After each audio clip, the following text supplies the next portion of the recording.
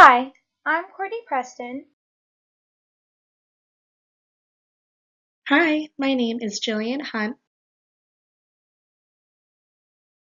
Hi, my name's Barbara. Hi, my name's Mary Beth.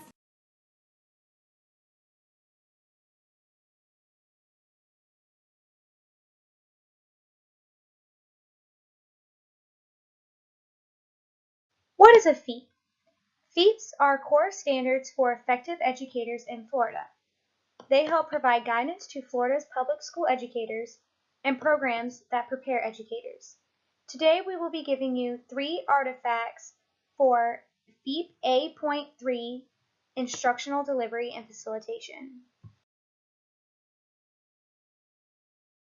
Lesson plans are a great artifact to show your competency in instructional delivery and facilitation because it shows that you're delivering engaging and challenging lessons, employing high-order questioning techniques, applying varied instructional strategies and resources, including appropriate technology to provide comprehensible instruction and to teach for student understanding. Lastly, it shows that you can differentiate instruction based on an assessment of student learning needs and recognition of individual differences in students. Here you can see that we have 2 different lesson plans, one asking the students to complete a story map and then another one that discusses the continents and oceans of the world. Plans created in General Methods of Instruction provide excellent resources exemplifying the Feap instructional delivery and facilitation. This standard instructs for challenging and differentiated lessons for the individual needs and differences of students, a variation of instructional strategies for student understanding and comprehension, and high-quality questioning techniques.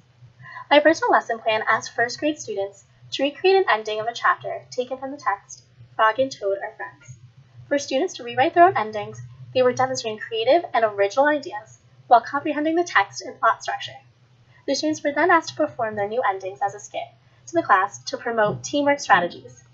The new endings allowed for students to think in multiple dimensions, taught for understanding, employed differentiated instruction, and allowed students to be challenged but excited to show that they understood the sequence of events through their own original ending.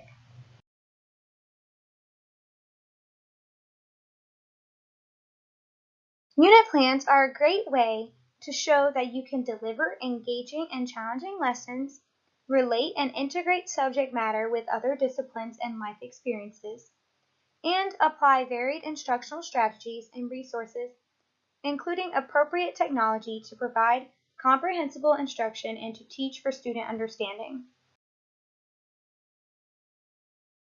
Here we have an example of an English language arts and history unit plan where the students will be learning about the Holocaust and then read the book Number the Stars.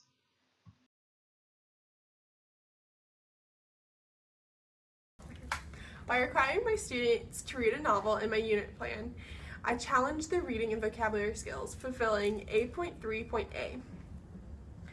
I assessed every assignment within my unit plan in order to monitor student learning, keeping in mind students' different learning abilities, fulfilling A.3.G and H.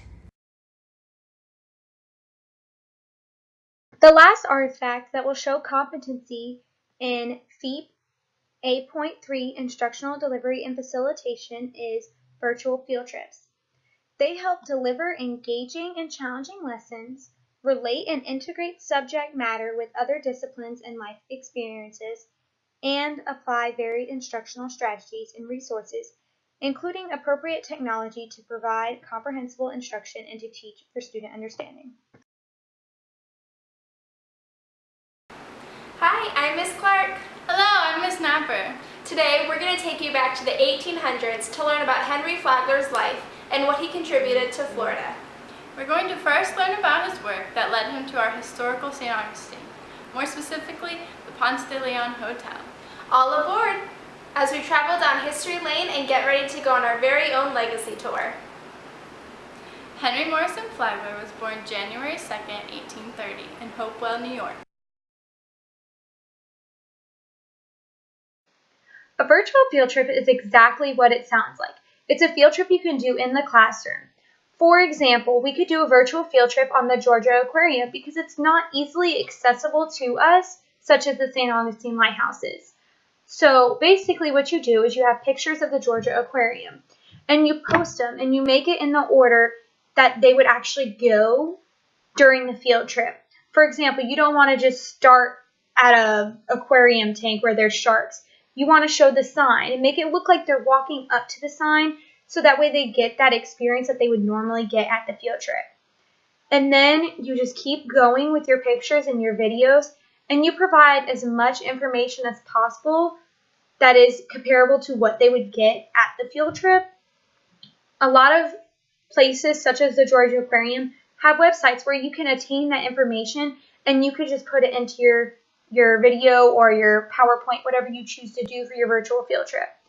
And then you can show it to your students, and you could do it in a fun day. You can make it where the lights are off and you can have popcorn and you can make a day out of it. Have fun with it. It's not something that's supposed to be boring. Virtual field trips are going to be a great alternative, especially if you're in a lower income school where there's not many field trips.